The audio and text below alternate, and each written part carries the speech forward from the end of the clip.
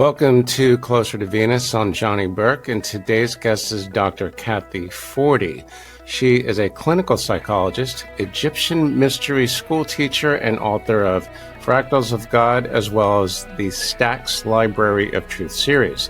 In this episode, we'll discuss her latest book, Portal to Passion, Time Travel, Love, and the Great Fire. Kathy, welcome back to the program. Hi, Johnny. I'm glad to be back. All right. It's been a minute. The last time we spoke, you were talking about ancient civilizations in Egypt and Atlantis. This is what you learned during your NDE. Is this new work related? Is there a connection, or is this more of a standalone book? No, this is more of a standalone. I was always intrigued by time travel, and I was always intrigued by the 1835 fire of New York, which wiped out all of Wall Street. So I combined the two with modern day and going back in time in a real sizzling, a chili pepper style, a historical romance. What could be better? Time travel and love. So why do you think that you were fascinated with the Great Fire? And I think there was one in Chicago too, but this one was in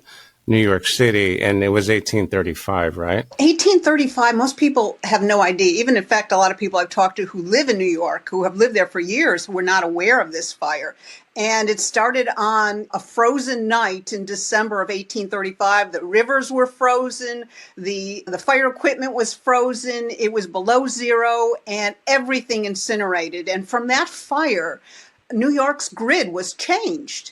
And it really changed the whole development of the city after that. Avenues were laid down, streets were laid down, water was put in. So it was a real key moving point of evolution for New York City. So I was fascinated, and I had never heard anybody actually put it into a book.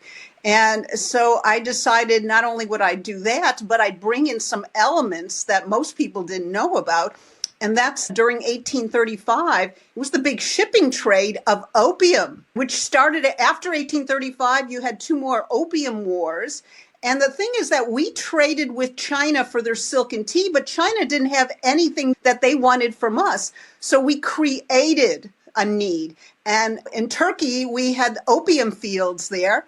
And we brought opium over to China, hooked their population, became addicts, and suddenly they wanted opium for China, for tea and silk. Here it is years later, 2025, and China has created all of this fentanyl that has its karmic retribution back at us. That we hooked their population, they're hooking ours. And they obviously pay for the Mexican cartels and the money laundering there and so forth. So China plays the long game. They waited a long time and they got back to us. That's karma. Okay.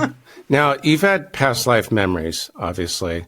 Have you any of this particular period, say in the 1830s, and perhaps in New York as well, or were there visions, perhaps? It felt very familiar while I was doing it. And the very thing is that when you're obsessed with a certain time in history, that's usually a clue that you've probably been there and are just re-accessing those memories. And it felt like I was back in time there, although I hadn't time travel, but I was living that period for quite a while. And I was fascinated with not only 1835, but the Metropolitan Museum of Art in present time and their costume collections. And so I tied the two together in a really interesting twist of how the main character, a woman, is thrown back into 1835.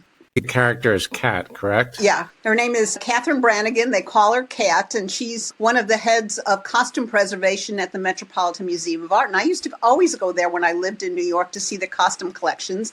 And of course, I had friends in the fashion industry who went to the Metropolitan Gala Party, which is like the Oscar Awards of fashion. So I tied the two together, the gala event, the 1835 exhibition at the Metropolitan, and she gets this mysterious donor collection of 1835 pristine costumes, which leads back to her being propelled back to that time. She's trying to change them from all their opium ways, and she knows exactly what's going to happen. So she has two skills to trade on: future forecasting, her knowledge of fashion, and she happens to be a cutthroat billiards player. She uses all those skills to survive in 1835, where women couldn't even open a bank account without a man. You mentioned she wanted to change some things, but she was hesitant about possibly impacting the future. But what we've all been told is that if this is indeed possible, which I'm not sure, I've not done it, but if someone were to go back to, say, 1835 in this example and change something, wouldn't that trigger a different timeline or not necessarily? If it did change things, how would we know it in present time? It wouldn't have happened. It's on a different timeline. It's on a different timeline. She's very careful about telling specifics about the fire because she knows that is what changed. And people don't know that most of New York was built on opium money. All the riches. They know now. They know now. And she's telling them to invest in hospitals and institutions. Of course, they emblaze their name all over it. But that's another thing most people don't know, that New York was built on a lot of drug money. She's careful, but she gets in trouble with the bankers and other very key men because she knows too much. And they don't really know where she's from. They just think she's a psychic. That's going to immediately trigger theories about how psychics aren't really psychics. They're just time travelers that just know what's going to happen. Could be possible. I'm not going to discount that. Some people, having worked as a clinical psychologist and working with people who had multiple personality disorder, they had a very fine line between the veils of reality and timelines. Because they were always in a hyper-vigilant state for self-preservation, they were more psychically inclined. And some people just are born that way, that they may not call it timelines, but they can see between dimensional things and they just get a hit on that. Without being a psychic, we've all had that experience at some time or another. Or we might have had a prophetic dream that told us this is going to happen. I've seen that. I'm sure you have too. But time travel is interesting. That goes back to the question about those of us who dream about people in places that look really familiar, even though we've not physically met them or been to those places. I would think that's related. And every single intuitive I have inquired about this would say the same thing. It's either a past life or what are now called concurrent lives, or some people will call it a parallel universe, but it's a lot easier to get your head around it if you describe it as a concurrent life, because after all, everything's happening all at once, right? It's like on the same axis. Time is simultaneous, yes. This is my 7th book now. And many of those stories all came out of a dream I had where I saw everything that was happening, the plot, and I decided, okay, I'm going to make that into a book. That's pretty interesting. Yeah, same thing. People say time travel is science fiction. And actually, they have to do a little bit more research than that. Our government was experimenting it within the late 1960s, early 70s. And it started in Tesla. Nikola Tesla died under mysterious circumstances. And in 1943, when he died, they seized all of his patent designs. And interesting enough, they sent a physicist named John Trump, which happens to be Donald J. Trump's uncle, and to look at all this stuff. And they didn't exactly know what they were looking at. One of the devices was a time travel. Now, years later, I met a lawyer named Andrew Bashago. We had dinner a few times, and I remember asking him, this was before the 2016 election. I just happened to say, is Hillary Clinton going to win the president? He said, we've looked into the future back when my father was part of DARPA. They look at weapons, and they were the ones that seized a lot of Tesla's stuff.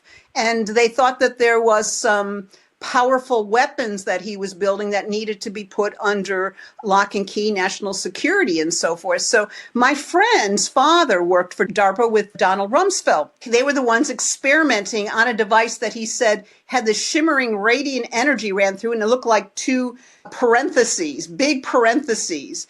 And they didn't know what it was, what it did at first. And then they realized that if something went through it, sometimes it didn't come back. And so they started experimenting with children operatives. They used Mexican migrant kids. Like if they didn't come back, it didn't matter.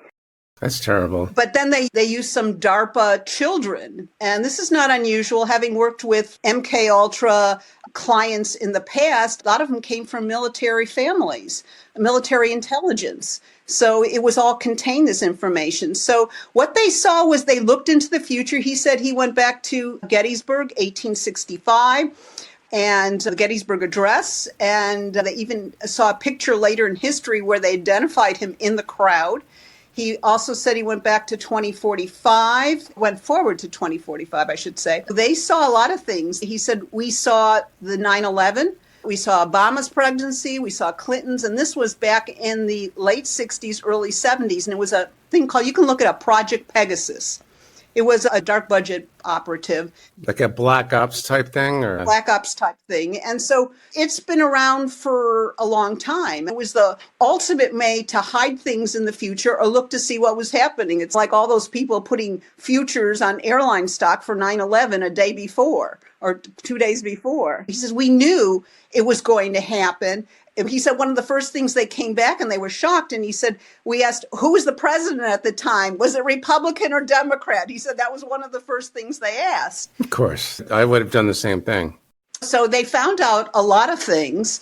He's Ivy League trained lawyer. He was very credible. And like I said, he said none of the timelines we looked at through the devices of Tesla showed Hillary would ever be president. But I failed to ask him at the time who would run. Donald Trump, I don't think, was even on the radar at the time I asked him. So it would have seemed strange to me. But yeah, he said a lot of different things. And he said it before it happened because he had seen it as a child. He called it the jump room. He said he went through a number of times. And so have a number of other people. And it was the ultimate weapon to see what was the future. And sometimes they were helping make the future happen if it was a desirable outcome. Okay, so bottom line, based on your experience, and you've obviously done some research, time travel really is not a fantasy anymore. It's actually a reality. Right. That's insane. But insane in a cool way, as long as it's not being used for nefarious purposes. Of course, we have no control over that, but something like that could always be seen as a weapon. Yeah, of course. Other than your fascination with the costume collection at the museum and this particular period, were there any other sources of inspiration for the book? Yeah, I did not know about the Opium Wars. And somebody was telling me about a book they'd read. And so I started looking into that and I was fascinated. And I was more fascinated with the karmic repercussions of what we had done. As the Dutch East India Company, the U.S. investors, a lot of rich people, shipping magnates in New York, and what monster we had created by enslaving our own people. Because it didn't happen immediately, we don't always put those two things together and realize, oh my gosh, there is a karmic repercussion down the line. It might not happen immediately, but it does happen. As you were writing the book, you felt like you were living the experience, like literally back in time. What did you learn from that experience? Because I'm not sure that's happened before in some of your previous work. I felt the restrictions of being a woman. All the things that I never would have thought that we take for granted, suddenly Kat was having to deal with. And she's a pretty feisty, independent woman. And she has to learn to navigate around this. And it was pretty gutsy at the time. Women did not play billiards unless it was in the privacy of their own home where nobody saw them. And here she goes out to a hotel and challenges one of the biggest shippers in New York to play a game, not actually knowing what the stakes are. And because she's so confident, she's run competitions in pool in New York, pool clubs and so forth like that. And society is pretty much aghast. But it was also the time when the New York Herald came into being, which was one of the biggest newspapers. And they started with all gossip and society stuff where men could advertise for women, no questions asked, name your particulars and so forth. So it was much more racy than we would have thought during that time. But there's, oh my God, all these little tidbits. Delmonico's restaurant in New York came into being during that time. And so I include all of this kind of trivia that New Yorkers would be fascinated with reading this book, that it's all been lost over time. You wrote this book, if I'm not mistaken, a long time ago, but this is your latest work that's been published. So was there a particular reason you wanted to publish this now?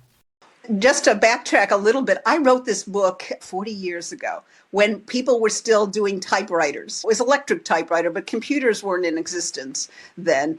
And I'd sent it, it was like a 700 and some page manuscript, but I double spaced it thinking, okay, when it goes to single space, it'll be 300, it'll be about the right size, because it was my first book. I sent it to the editor, senior editor at Avon Books, and she wrote back and she said, this is actually really good for a first novel, but it's way too long. We'd be willing to take another look at it if you edit it. The daunting idea of a 700-page edit, I stuck it in my closet, and there it laid for 40 years. And last year, around the end of last year, I had a dream, and it said it was time to take that novel out of the closet and rework it. It wasn't a time travel book at all. It was just a historical romance, 1835. And didn't have the opium component, didn't have the Metropolitan Museum component. I read it and I said, I can salvage this, but I want to put in some things that will really make people think.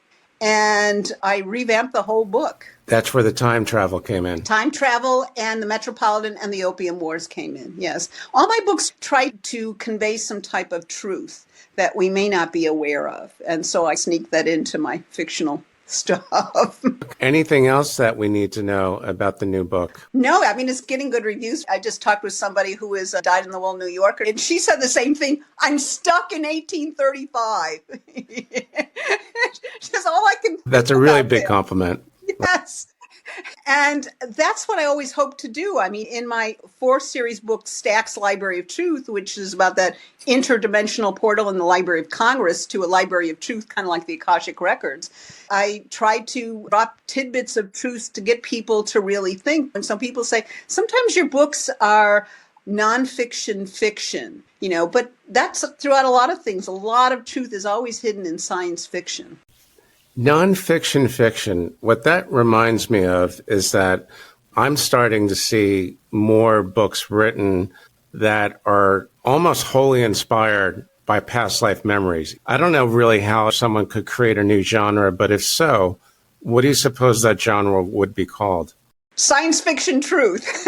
Yeah, I personally just said, I call it nonfiction fiction. They should have a category for that. And I think that's been going on for centuries, decades. People hide it within stories and people get the idea. It's easier to disseminate that way, but it gets people thinking. And that's the whole key, to get people thinking.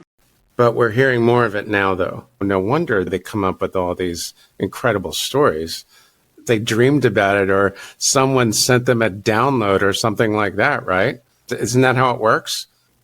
I call this the age of truth, or the age of discernment. We're all awakening in some level to a greater truth. We're finding out more about man's true origins, which have been hidden for ages, the Smithsonian being one of the biggest culprits of that. And the truth is that man has been around for billions of years. And most, as I said, Atlantean and stuff like that, lands have gone down, the earth has changed, we've lost history, it's been buried under the sea or disintegrated or so forth like that. To go back and think that we're only like maybe 10,000 years old is crazy. We're finding civilizations that predate 10,000. But the mainstream narrative is to try to preserve as much as can be what they have told us. But I don't think that people are buying it anymore. They're questioning, and that's good, to question everything. I like what you said about the age of truth. It complements what we've been hearing about ascension and moving from 3D to 5D and moving from, the Piscean age to the Aquarian age. Is ascension and the age of truth one and the same? What are your thoughts? I think so. I think it is. Truth, awakening to truth. We all have our inner truths. We have community, societal, cultural truth. But basically, we're all human beings. And we're all in this together. And to be blocked off and say, no, this can't be or that can't be, that's just being hardening of the arteries in your brain. And then after a while, it stops working. I think at some point, the history of mankind is eventually going to get rewritten. That's what it sounds like. It's not going to happen tomorrow, but it will happen. And no, I'm not a seer or a psychic. I'm not from the future that I know of, but that's just us connecting the dots. It would take religions to step aside and allow some of this to come forth. That's part of the plan or part of the equation. Kathy, thanks again for coming back. I do think we might have another installment in the future, but I'll leave that for next time. In the meantime, how can our listeners find you online? They can go to Stacks, a library of truth.com or trinfinity8.com. All my books are available on Amazon in print, Kindle, and audio. So you'll find all 7 of my books there. You'll find our interesting reads, and that's just not from me saying that. You've been listening to Closer to Venus on Johnny Burke. If you enjoyed today's episode, please consider subscribing. In the meantime, you can find more information on closertovenus.com. Thanks again for tuning in, and we'll see you next time.